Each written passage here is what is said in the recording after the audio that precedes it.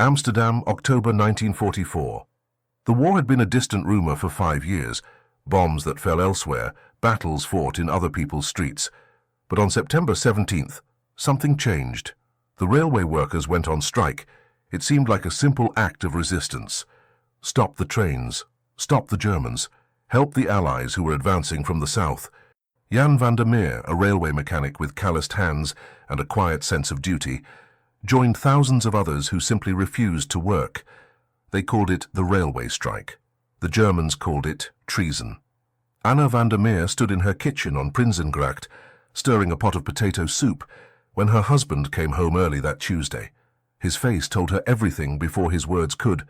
"They're shutting down the food transports," he said. Retaliation. She looked at him, then at her children, Peter, 8 years old, still wearing his school uniform, and Elsje, barely 5, playing with a wooden doll on the floor.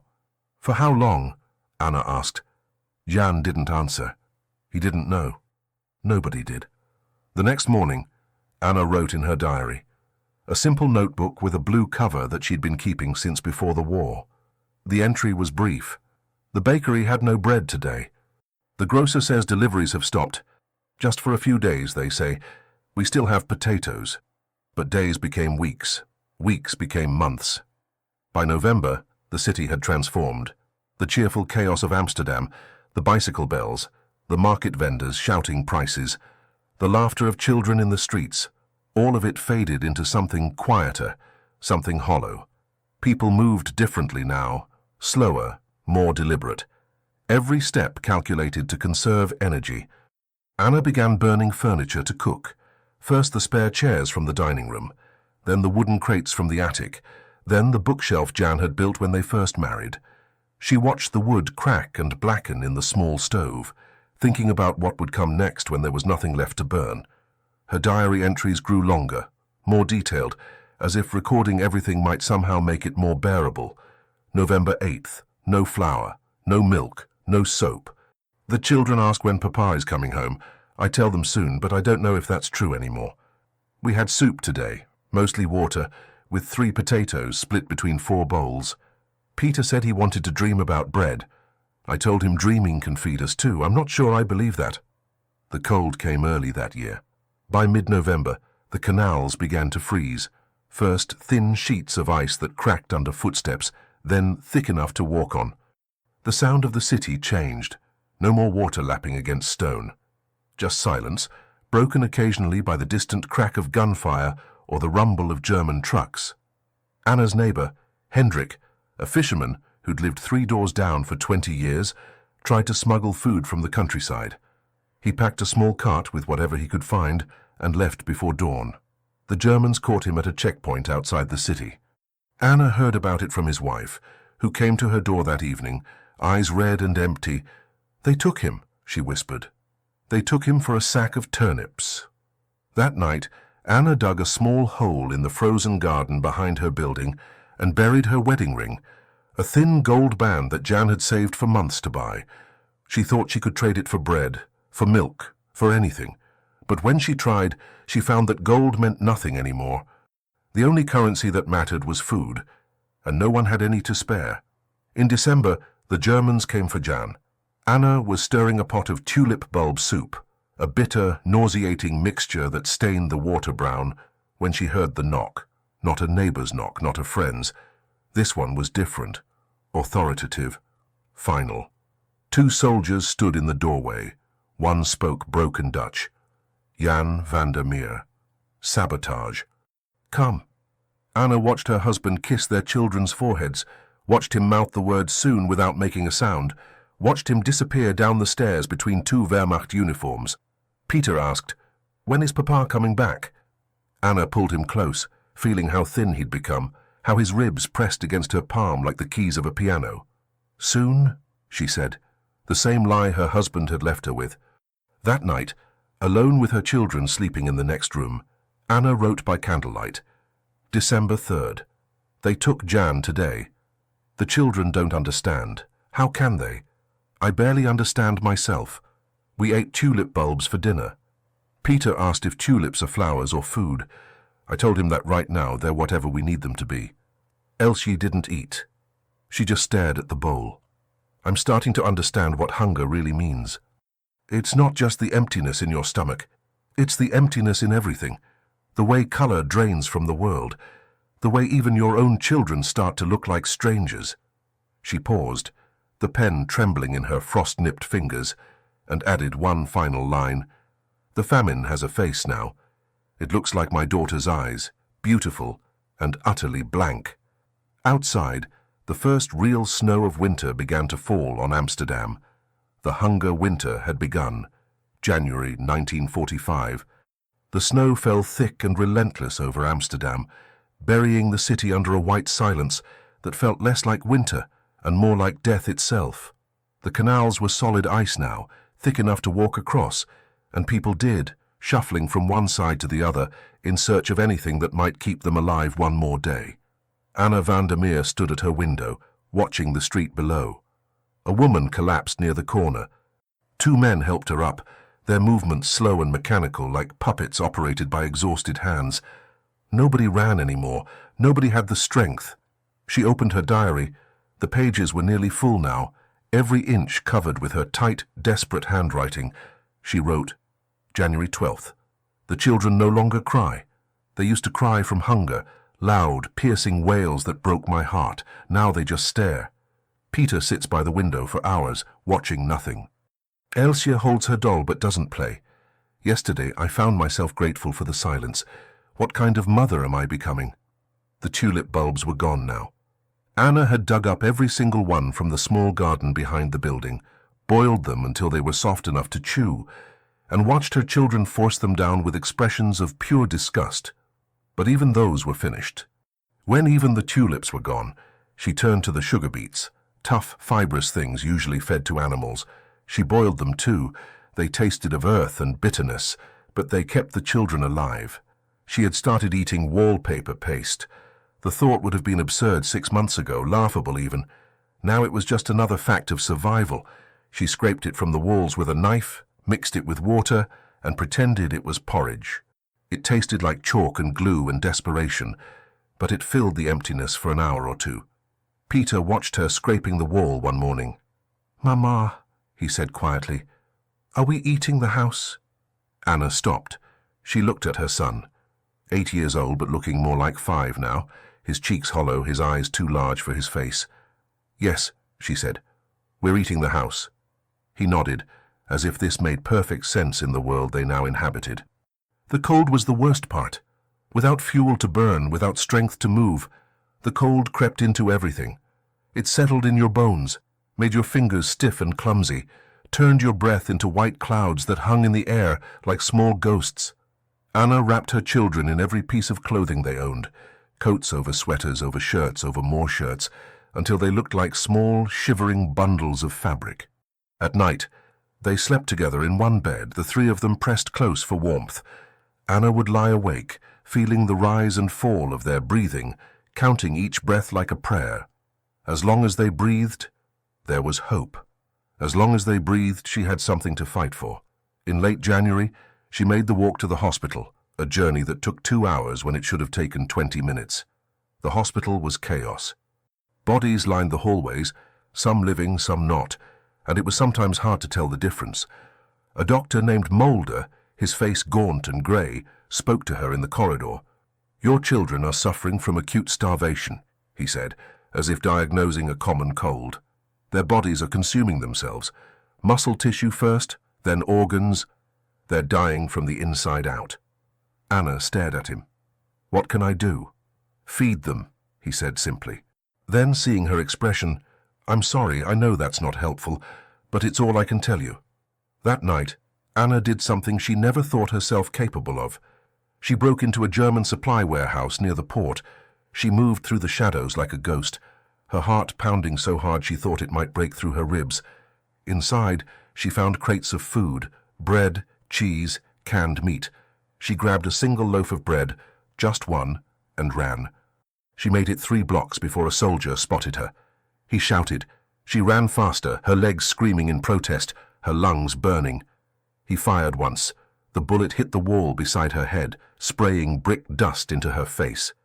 She turned a corner, ducked into an alley, pressed herself against the wall and waited. The soldier's footsteps passed by, faded, disappeared. Anna stood there in the dark, clutching the bread to her chest, and realized she was crying. Not from fear, but from shame. She had become a thief. The war had taken everything from her, her husband, her dignity, her sense of who she was, and now it had made her into something she didn't recognize. But the bread fed her children for 2 days, and for those 2 days, Peter smiled once, just once, and it was worth it. In February, a neighbor died, Mrs. De Vries, who had lived in the building for 30 years, who used to bake cookies for the children on Sundays. Anna found her in her apartment, sitting in her chair by the window, eyes open but seeing nothing. On the table beside her was a notebook. Anna picked it up, her hands trembling. Inside, written in shaky handwriting, was a poem. When bread is scarce and hope is thin, remember what we've always been. Not beasts who tear and claw and fight, but souls who share what's left of light. Give the child your final peace. Let love survive when life will cease. Anna read it 3 times. Then she went home and read it aloud to her children. That night, and every night after, she recited it before they slept. The words became a ritual, a tether to something larger than hunger, something that reminded them they were still human. So give the child your final peace, Elsie would whisper along with her, her small voice barely audible.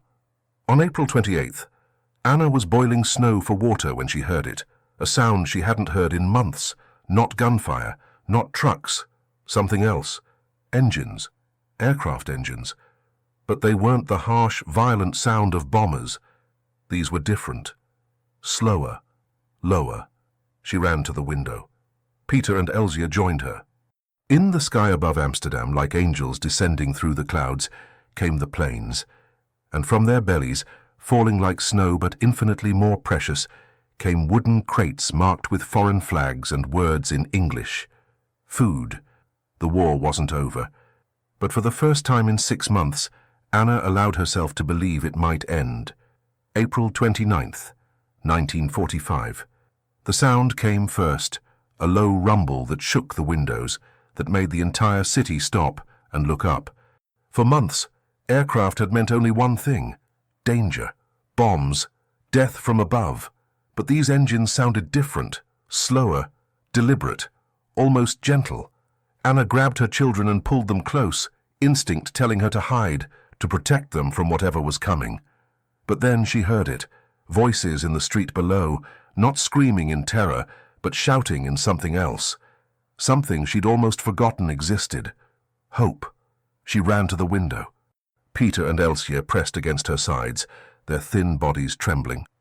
Above the rooftops of Amsterdam, cutting through the grey April sky, came the planes. British Lancasters, American B-17s, dozens of them, flying so low she could see the markings on their wings. And from their open bomb bays, instead of weapons, came wooden crates suspended on parachutes, white silk billowing like flowers blooming in mid-air. "Mama," Peter whispered, "what are they doing?" Anna couldn't answer. Her throat had closed completely, her eyes filling with tears she didn't know she still had the moisture to produce. The street below erupted. People emerged from buildings like shadows gaining substance, moving toward the falling crates with a strange mixture of urgency and disbelief. They didn't run. No one had the strength to run anymore, but they moved faster than Anna had seen anyone move in months. She grabbed her children's hands. "Come, we have to go." They descended the stairs slowly, carefully, each step an effort. Outside, the cold April air hit them, but Anna barely felt it. Her entire focus was on the crate that had landed near the corner of Prinsengracht, its parachute draped over a lamppost like a flag of surrender. A crowd had already gathered. Hands reached for the crate, prying it open with a desperation that was almost violent. But when the lid came off, something extraordinary happened. The crowd went silent. Inside were tins of food, flour, powdered milk, margarine, and chocolate. Bars of chocolate wrapped in foil that caught the dim sunlight and reflected it back like small mirrors. An old man picked up a tin of meat, turned it over in his hands as if it were made of gold, and began to weep. A woman clutched a bag of flour to her chest and sank to her knees. These weren't celebrations. These were prayers made physical. Anna reached into the crate and pulled out a chocolate bar. It was heavier than she expected, solid and real and impossibly foreign after months of eating wallpaper paste and tulip bulbs. She looked at her children, saw them staring at it with confusion. "What is it?" Elsia asked. The question broke something inside Anna. Her daughter was 5 years old and didn't remember chocolate, didn't remember what sweetness tasted like. The war had stolen even her memories of joy. "It's called chocolate," Anna said, her voice cracking. It's wonderful." She broke off a piece and gave it to each child. They put the chocolate in their mouths tentatively, suspiciously, like animals testing unknown food. Then Peter's eyes widened. Elsia's face transformed, and for the first time in 6 months, Anna's daughter smiled. Not a small smile, not a hesitant expression of fleeting contentment, a real smile, wide and genuine and utterly, devastatingly beautiful. Anna sat down on the frozen cobblestones and sobbed. Above them, more planes passed over the city. In the distance, she could hear similar scenes playing out across Amsterdam, crates landing, crowds gathering, the sound of collective relief that sounded almost like music. 3 kilometers away, near Wageningen, Sergeant William Cooper of the United States Army stood at the edge of a field, watching Dutch civilians approach the American positions. They came slowly, cautiously, like deer emerging from a forest after hunters have passed. He'd seen photographs of concentration camps. He'd heard reports of the famine in Holland, but nothing had prepared him for seeing it in person. These people weren't just thin, they were translucent, as if the war had turned them into ghosts who hadn't yet realized they were supposed to disappear completely. A small girl approached him. She couldn't have been more than 7, wearing a coat that was far too large for her skeletal frame. She didn't speak. She just stood there, staring at him with eyes that seemed to contain centuries of suffering, compressed into a few terrible months. Cooper reached into his pack and pulled out a chocolate bar, part of his rations. He held it out to her. The girl looked at the chocolate, then at Cooper, then back at the chocolate. She took it with both hands, as if afraid it might vanish if she didn't hold it tightly enough. Then she did something that would stay with Cooper for the rest of his life. She broke the chocolate in half and offered one piece back to him. "No," Cooper said softly. In English she couldn't understand. "It's for you. All of it." The girl held both pieces for a moment longer, then turned and ran, as much as anyone could run in her condition, back toward a woman who was presumably her mother. Cooper wrote in his notebook that night, "By lamplight in a military tent. April 29th, 1945. We distributed food to Dutch civilians today. They didn't rush. They didn't fight over it.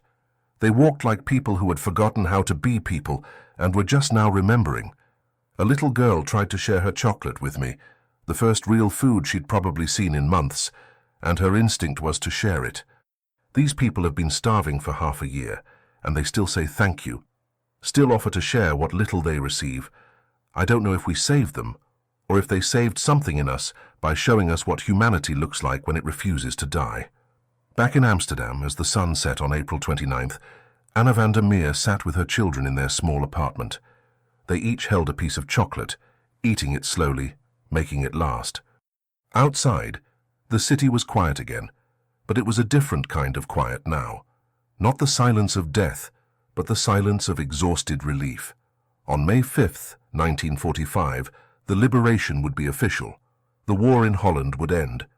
But for Anna, for Peter, for Elsia, and for thousands like them across the city, the war had ended on April 29th, when planes filled the sky with food instead of bombs, and a stranger's compassion reminded them that the world contained more than cruelty. That night, Anna wrote in her diary one final time before sleep. "Today, we remembered what it means to be alive, not just breathing, not just surviving, but truly alive. A soldier I will never meet gave my children chocolate, and my daughter smiled. Spring is coming. Not just to the calendar, but to us. Finally, impossibly, mercifully, spring is coming." April 1946. 1 year after the planes came. 1 year after chocolate fell from the sky like edible miracles. Anna van der Meer stood in the doorway of a rehabilitation clinic in Utrecht, watching her children attempt something they hadn't done properly in over a year: walk without assistance. Peter moved slowly, his legs still weak, his steps uncertain. Elsje held a nurse's hand, her small face tight with concentration as she placed one foot in front of the other. The doctors had explained it carefully, clinically, the way doctors do when the news is bad but survivable. The prolonged starvation had damaged their muscles, their bones, their organs. The children would recover, but recovery was not the same as restoration. Some things, once broken by hunger, never quite heal the same way. Their bodies will mend, Dr. Mulder told her during the first week. He was the same doctor who had told her, a year ago, that her children were dying from the inside out. He looked different now. His face had filled out. His eyes had regained some of their light. But the psychological impact, that takes longer, sometimes a lifetime. Anna watched a physical therapist guide Peter through a series of exercises designed to rebuild the muscles in his legs. He grimaced with effort, sweat beading on his forehead from the simple act of standing on one leg for 10 seconds. He was 9 years old. He should have been playing football, climbing trees, running through the streets with other children. Instead, he was relearning how to walk, but he was alive. That's what mattered. He was alive. In the evenings, Anna sat at a small desk in the corner of the clinic's family room and wrote letters. She wrote to the American Army headquarters in Germany. She wrote to the British Royal Air Force. She wrote to anyone who might have been connected to Operation Manna, the mission that had dropped food over Holland in those final desperate days of the war. Most of her letters went unanswered. The military had moved on, was dealing with reconstruction, war crimes trials, the massive task of rebuilding a shattered continent, but she kept writing anyway, because some debts demand acknowledgement even when payment is impossible. One letter, written on May 3, 1946, read, "To the airmen who flew over Amsterdam on April 29, 1945, you gave us food, but you gave us something more important. You gave us the will to continue living. My daughter had forgotten how to smile. Your chocolate reminded her, I cannot repay this debt. I can only promise to remember it, and to teach my children to remember it, so that when they are old and the war is a history lesson rather than a lived experience, they will know that in humanity's darkest hour, strangers chose compassion over indifference. Thank you. Those words are insufficient, but they are all I have." She never knew if that letter reached anyone. It didn't matter. The act of writing it was enough. By summer, Jan came home. He had been in a labor camp in Germany, had survived through a combination of luck and stubbornness that he refused to discuss in detail. He was thinner than Anna had ever seen him, his hands scarred, his eyes carrying shadows that hadn't been there before, but he was home. They didn't speak much about the hunger winter at first. What was there to say? They had all lived it. They all bore its marks, visible and invisible. Instead, they focused on the small rituals of ordinary life, meals together, walks through the recovering city, the gradual reconstruction of a family that the war had tried to destroy. Time passed, and the memory of that winter turned from survival to history. Decades passed. Amsterdam rebuilt itself.